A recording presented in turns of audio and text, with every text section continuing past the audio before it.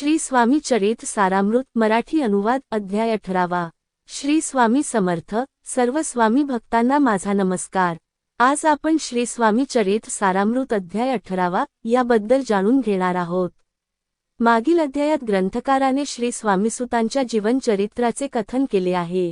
त्यांनी आपले संपूर्ण आयुष्य श्री स्वामी सेवेत अर्पण केले। सर्व भारतभर भ्रमण करून श्री स्वामी नामाची पताका स्थापन केली। श्री स्वामींचा संदेश चहूबाजूंना पसरवला आणि निर्वाण अवस्था प्राप्त करून घेतली। मुंबईची गादी रिकामी झाली आणि ग्रंथकार पुढील म्हणजेच 18व्या अध्यायाचे कथन करण्यास सुरुवात करतात। आता स्वामीसुतांच्या गादीवर कोणाला अधिकारी म्हणून नेमावा याबद्दलचे प्रश्न सेवेकरी श्री स्वामींना विचारू लागले। तेव्हा श्री स्वामी सेवेकऱ्यांना म्हणत, सर्व शिष्य चांगल्या तयारीचे आहेत, पण प्रत्येकामध्ये काही ना काही उणीव आहे। त्यामुळे मुंबईच्या गादीसाठी कोण योग्य आहे याबद्दलचे वर्तमान आम्ही आत्ताच सांगणार नाही।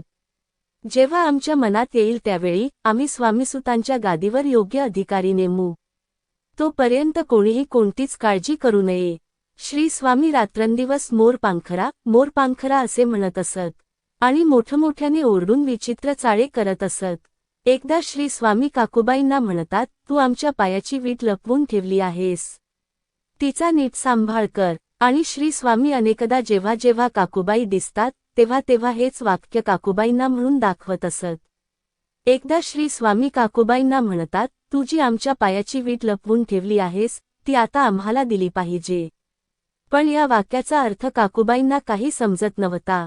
तिने अनेक सेवेकऱ्यांना या वाक्याचा अर्थ विचारला, पण कोणीही या वाक्याचा अर्थ लावण्यास समर्थ ठरला नाही। स्वामीसुताचा लहान भाऊ दादा त्यावेळी कोकणात राहत होता। स्वामीसुतांच्या मृत्यूची वार्ता त्यांना समजते। ते शरीराने खूपच सडपातळ होते आणि अधिकच क्लेश होत चालले होते।